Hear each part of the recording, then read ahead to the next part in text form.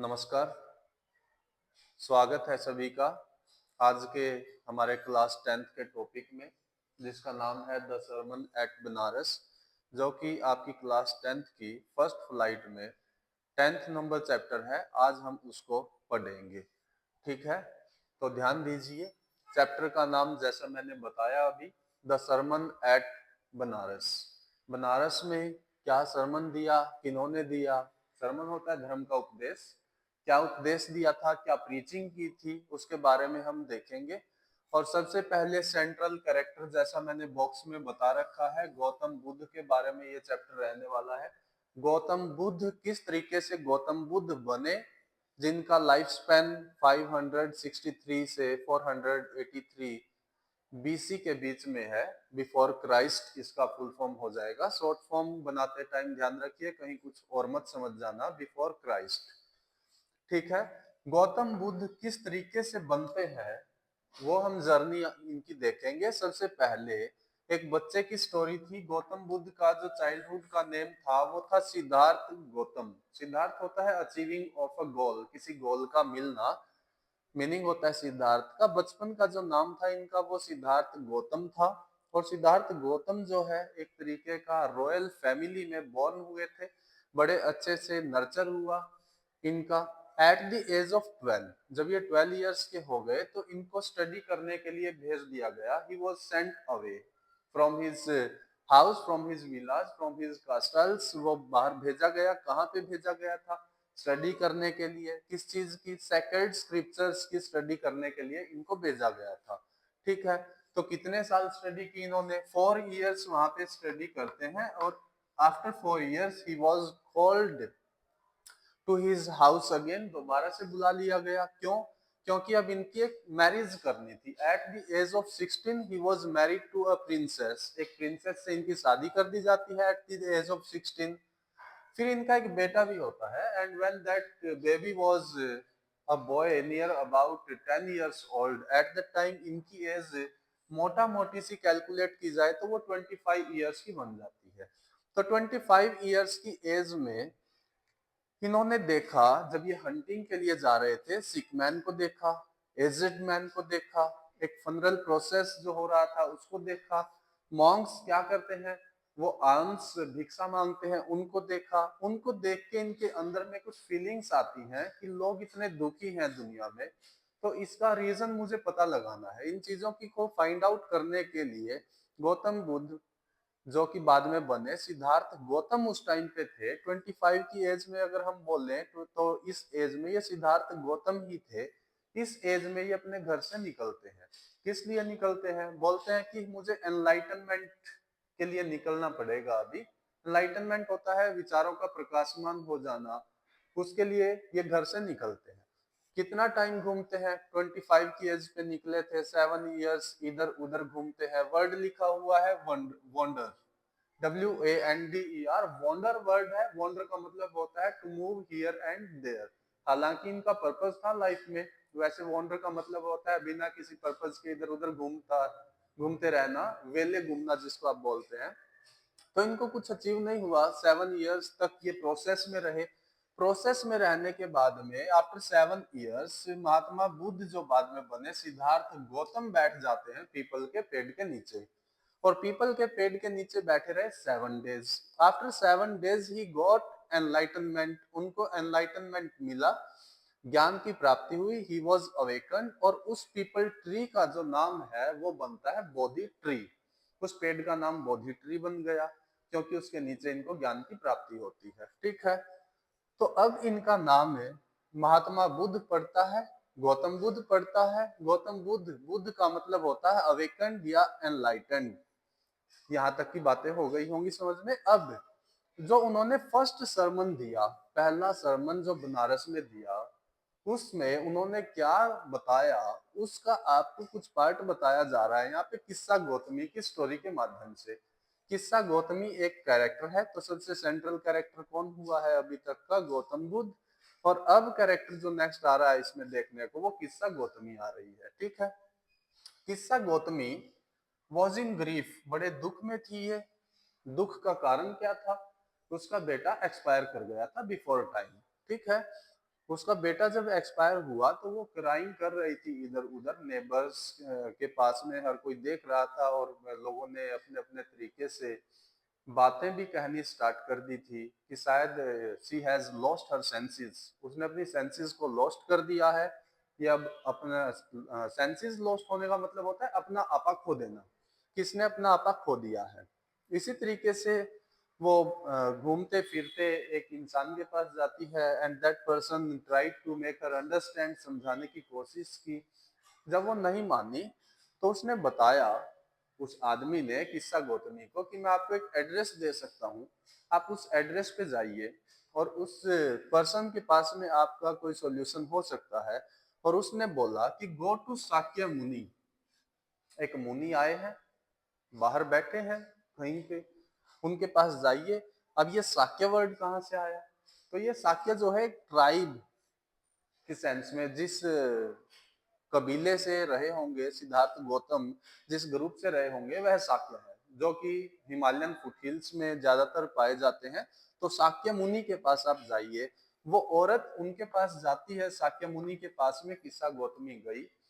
और वहां पर जाने के बाद में साक्य मुनि ने स्टेप बाय स्टेप, किसी को सिखाने का एक तरीका होता है, कहते ही कोई मानता नहीं है। किसने बोला? साक्य मुनि बोलिए आप, या गौतम बुद्ध बोलिए। और जो कि अभी से पहले यहाँ पे 7 इयर्स से पहले क्या हुआ करते थे, सिद्धार्थ गौतम बोलिए। अब वो साक्य मुनि के पास यानी कि महात्मा बुद्ध के पास जाती है और उसने अपना सारा का सारा ग्रीफ बताया, जो कि आपको पता भी है उसके साथ क्या हुआ था। तो महात्मा बुद्ध जी ने एक बात बोली कि आप मस्टर्ड लेके आइए, हैंडफुल ऑफ मस्टर्ड। मस्टर्ड होती है सरसों, आप सरसों लेके आइए एक मुट्ठी। अब वो सरसों तो लेके आइए, जैसा आजकल तुम भी देखते हो टीवी में कि भाई टर्म्स एंड कंडीशंस अप्लाई, है ना। तो महात्मा बुद्ध की बातें सुन के किस्सा गौतमी बड़ी खुश हुई, लेकिन इतने में महात्मा बुद्ध जी ने भी टर्म्स एंड कंडीशंस को अप्लाई कर दिया। और उनमें क्या कहा गया कि आपको वो मस्टर्ड जो लेके आनी है, सरसों जो लेके आनी है हैंडफुल, वो एक ऐसे घर से लेके आनी है जहां पर कोई चाइल्ड, हस्बैंड, पेरेंट और फ्रेंड, कोई भी आज तक एक्सपायर ना किया हो, किसी का डिमाइस ना हुआ हो, कोई डाइड पर्सन ना हो इस तरीके का, उनके फैमिली में कोई सोरो ना हुआ हो, उनके घर से लेके आना, ये कंडीशन लगा दी। अब उसने जाके पूछा कि मेरा ये ग्रीफ है और मुझे एक हैंडफुल ऑफ मस्टर्ड चाहिए। लोगों ने बोला भाई इट इज अ पीटी, बड़ी दया की बात है और दे दीजिए। हैंडफुल ऑफ मस्टर्ड उसको दे दिया। इतने में वो पूछती है फिर कि आपके घर में कोई चाइल्ड, हस्बैंड, पेरेंट और फ्रेंड, किसी के साथ कोई मिसहैपनिंग तो नहीं हो रखी, इस तरीके की डिमाइस वगैरह तो नहीं हुआ है किसी का? तो उन पर्सन्स ने बोला कि don't make us remember our griefs, हमारे को हमारे ग्रीफ्स को याद मत दिलवाइए। Let them as it is, आप उनको एज इट इज रहने दीजिए। Living are few, dead are many, बहुत सारी मिसहैपनिंग्स यहाँ पे हुई हैं, हमारे साथ बहुत सारी कैजुअलिटीज ने टेक प्लेस किया है। आप प्लीज इन बातों का डिस्कस ना कीजिए। तो थोड़ा थोड़ा सा अब अंडरस्टैंडिंग किस्सा गौतमी को आनी स्टार्ट हो गई थी बात कि भाई क्या रीजन रहेगा, अब आगे इनके साथ भी ऐसा ही हो रखा है, मैं कोई अकेली नहीं हूँ। स्टेप बाय स्टेप वो समझेगी और इसीलिए महात्मा बुद्ध ने उनको एक प्रोसेस से थ्रो आउट होने को बोला है, ताकि बाद में जब वो बोलेंगे तो एक बेस तैयार होगा किस्सा गौतमी के पास में, चीजों को समझ करके। कुछ तो वहां पे हो गया है, कुछ अभी हो जाएगा। फिर महात्मा बुद्ध जो बात बताएंगे ना, वो उनको जस्ट से समझ में आ जाएंगी। और भिड़ते ही महात्मा बुद्ध उनको बता देते कि ऐसा ऐसा हो जाता है, तो शायद समझ में नहीं आता। तो इसीलिए बोला भी जाता है कि भाई थ्योरिटिकल और प्रैक्टिकल में डिफरेंस है। यहाँ पे वो क्या कर रही है, एक तरीके का प्रैक्टिकल करके आ रही है खुद से, और वो थ्योरिटिकल ही करवा देते हैं उसका सीधा। तो शायद इतना आउटपुट नहीं आ पाता जितना अभी आएगा। ठीक है। अब जाती रही घरों में, पूछती रही। अब वो थक गई है, थकने के बाद में she was tired and she set way side, रास्ते के साइड में बैठ गई है। और गांव में लाइट जल रही है, लाइट जल रही है, ये थकी हुई बैठी है और गांव की लाइट इसको दिखाई दे रही है। तो ये बच्चे आप मान के चलिए कि ये सीन अब रात हो गई होगी जरूर, तभी लाइट इसको फ्लिकिंग करती हुई दिखाई दे रही है वहां पे।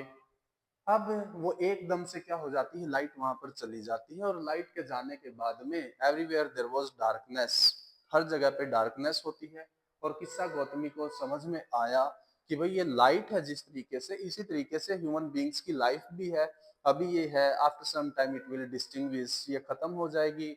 जो बॉडी है ह्यूमन बींग्स की वो मॉर्टल है, शरीर भी मरता है। कुछ बातें इस तरीके से उसने अंडरस्टैंड करनी स्टार्ट करी अपने तरीके से, और अपने आप को उसने एक स्टेटमेंट भी बोली, how selfish I am, how selfish am I in my grief, मैं कितनी सेल्फिश हूँ अपने दुख को लेकर के। ये सभी के साथ हो रहा है।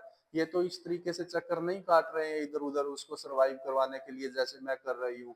ये तो नेचुरल है शायद। उसको ये बात कुछ समझ में आनी स्टार्ट हुई। अब वीपिंग एंड ग्रीफिंग, यहाँ तक की बातें अब वो आ जाती है उसके पास में, तो महात्मा बुद्ध जी से बातें होने लगती हैं। गौतम बुद्ध उसको समझाते हैं कि वीपिंग एंड ग्रीफिंग आप कितना भी कीजिए, वीपिंग कितना भी रोइए, कितना भी आप मातम मनाइए, दुख मनाइए, make a person sick and pain, कोई भी इंसान बीमार भी हो जाएगा, उससे कोई फायदा नहीं होता है। और जो दुख ज्यादा मनाते हैं वो लोग ज्यादा से वाइज नहीं माने जाएंगे। वाइज कौन लोग माने जाएंगे? जो एक्चुअलिटी को समझते हैं। एक्चुअलिटी को समझने वाले लोगों को वाइज यहाँ पे बोला जा रहा है, कि जो लोग एक्चुअलिटी को समझेंगे। अब एक्चुअलिटी क्या है वो भी देखना पड़ेगा। उन्होंने एग्जाम्पल भी दिया कि भाई ह्यूमन लाइफ जो है, ये देखो एग्जाम्पल मैंने यहाँ पे लिख रखा है, फ्रूट है, फ्रूट आफ्टर सम टाइम वो गिरना है, ठीक है, कुछ कैजुअलिटी हो जाती है, आंधी वगैरह आ जाती, तेज हवा आ जाती, वो टाइम से पहले भी गिर सकता है। राइप होने के बाद तो गिरना ही है, यानी कि कोई इंसान बूढ़ा होने के बाद तो मरना ही है। एक पोटर है, बर्तन बनाने वाला है, जिस दिन वो बर्तन बना देता है उसी दिन ये डिसाइड हो जाता है कि भाई बर्तन तो टूटेगा ही किसी न किसी दिन। सेम लाइफ के साथ में भी है। और इसी तरीके से ह्यूमन बीइंग्स के साथ में, जिसने जन्म लिया है वो मॉर्टल है, वो नश्वर है, वो मरेगा एक दिन। अभी उन्होंने एक बात और बोली कि ऐसे केसेस में सॉल्यूशन एक ही है, इस ग्रीफ से उभरने का, इस मातम से बाहर आने का एक तरीका उन्होंने बताया। और वो क्या बताया?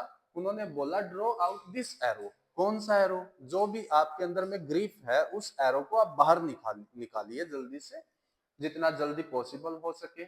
और ओवरकम फ्रॉम सोरो, और उस दुख से बाहर आना ही इसका सॉल्यूशन हो सकता है। वो चीजें पहले जैसी अब नहीं हो सकती। क्यों नहीं हो सकती? क्योंकि ये नेचुरल चीजें हैं, नेचर ने जिस तरीके से स्टेब्लिश कर दिया है, तो उस तरीके से चीजें अब पहले जिस तरीके से थी वैसे नहीं हो पाएंगी। तो वाइज पर्सन को समझना पड़ता है सिचुएशन को। ये सारी चीजें समझने के बाद में ही आप एक लाइफ को थोड़ा इजी बना पाएंगे। लाइफ इजी होती नहीं है, उसको बनाना पड़ता है। तो ये सारी की सारी बातें एक प्रोसेस के थ्रू गौतम बुद्ध ने किस्सा गौतमी को समझाई और उनको ये समझ में आई। तो आप लोगों ने कितने सारी चीजें इसमें देखी हैं। इन सभी चीजों को आप भी एक बार फिर से सुनिए, ध्यान से समझिए कि what is the importance of practical life. सारी चीजें हमारे अकॉर्डिंग नहीं चलती, हमें चीजों के अकॉर्डिंग बहुत बार एडजस्ट भी करना पड़ता है। आज की क्लास को मैं टाइम को ध्यान में रखते हुए अभी वाइंड अप करता हूं, और आप रिवीजन कीजिए और अपने बिहाफ पे इसके नोट्स भी बनाइए, ताकि एग्जाम टाइम पे आप इसको थोड़ा इजीली कवर कर पाए। तो आज की क्लास में इतना ही। सभी स्टूडेंट्स को थैंक यू। खुश रहिए, अपना ध्यान रखिए।